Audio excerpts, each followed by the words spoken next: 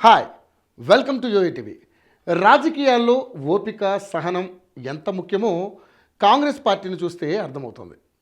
10 ఏళ్ళు అధికారంలో లేకపోయినా బీజేపీ అన్ని వైపుల నుంచి ఎదుర్కొంటూ గ్రాఫ్ను పెంచుకుంటోంది. హస్తం పార్టీ మూడోసారి ఓడినా వెనక్కి తగ్గేదేలే అంటూ బీజేపీ ఎత్తులకు పై ఎత్తులు వేస్తోంది. ప్రియాంక గాంధీ వైనాడ్ నుంచి ఎన్నికల బరిలోకి దిగడం ఇందులో భాగంగానే చెప్పుకోవాలి. తల్లి వారసత్వంగా రాయ్ బరేలీ సీటుకు ప్రాతినిధ్యం వహించాలని రాహుల్ గాంధీ నిర్ణయం తీసుకున్నారు. ఇదే సమయంలో అన్న వారసత్వంగా ఇచ్చిన వైనాడ్ సీట్ నుంచి ఎంపీగా పోటీ చేయబోతున్నారు ప్రియాంక. వైనాడ్ నుంచి ప్రియాంక గెలుపు నల్లేరు మీద నడకే అన్న భావన కాంగ్రెస్ శ్రేణుల్లో ఉంది. 2019లో పొలిటికల్ ఎంట్రీ ఇచ్చిన ప్రియాంక గాంధీ ఎన్నో ఒడిదుడుకులు ఎదుర్కొన్నారు. కానీ ఈసారి లోక్సభ ఎన్నికల్లో మాత్రం సత్తా చాటారు. ఉత్తరప్రదేశ్ ప్రచారంలో అన్నీ తానే వ్యవహరించారు. ముఖ్యంగా తమ కుటుంబానికి కంచుకోటలైన రాయ్బరేలీ, అమేథీ సీట్లలో గెలుపు కోసం ఆహర్నిశలు పాటుపడ్డారు. కేంద్ర మంత్రి స్మృతి ఇరానీపై గాంధీ కుటుంబం విధేయుడు కిషోరీ లాల్ శర్మ గెలుపులో ప్రియాంకదే ప్రధాన పాత్ర. 2019లో అమేథీలో రాహుల్ ఓటమికి ప్రియాంక ఇలా ప్రతీకారం తీర్చుకున్నారు. 2022లో ప్రియాంక కాంగ్రెస్ జనరల్ సెక్రటరీగా నియమితులయ్యారు. తూర్పు ఉత్తరప్రదేశ్ ఇన్ఛార్జిగా వ్యవహరించారు. కానీ 2022 అసెంబ్లీ ఎన్నికల్లో కాంగ్రెస్ కేవలం 2 సీట్లకు మాత్రమే పరిమితమైంది. అయినప్పటికీ నిరాశ చెందలేదు. యూపీ ప్రజల కష్టాలపై ఎప్పటికప్పుడు కేంద్ర రాష్ట్ర ప్రభుత్వాలపై పోరాటం కొనసాగించారు. ఆ పోరాటమే లోక్సభ ఎన్నికల్లో కలిసి వచ్చింది.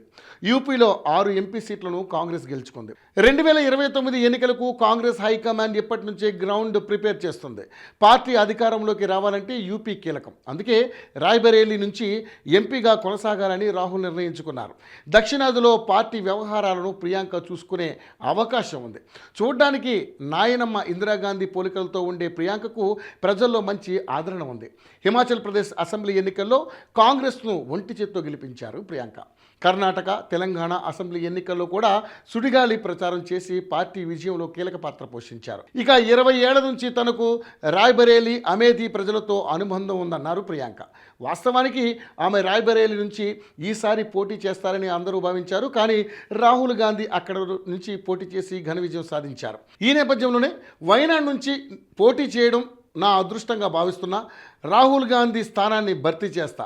ప్రజల ఆకాంక్షలు నెరవేర్చేందుకు కృషి చేస్తా. రాయ్బరేలీతో ఎంతో అనుబంధం ఉంది.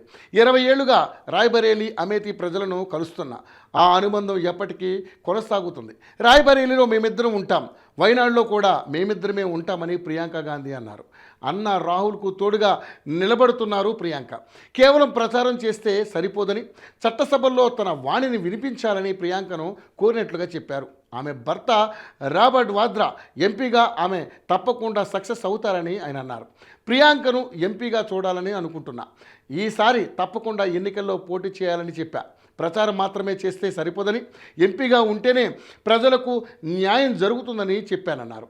ఆమె చాలా కష్టపడుతున్నారు. ప్రజా సమస్యలను, ముఖ్యంగా మహిళల కష్టాలను సభల్లో తప్పకుండా ప్రస్తావిస్తానన్నారు. పోరాటానికి ఆమె ప్రతిరూపం. పార్లమెంట్ ఎంపీగా రాణిస్తారు. దేశానికి చక్కని సేవలను అందిస్తారన్నారు. మొత్తానికి ప్రియాంక గాంధీ తొలిసారి ఎన్నికల బరిలో దిగడంతో వైనాడు ఎంపీ స్థానానికి ఉప ఎన్నిక హాట్ టాపిక్గా మారింది.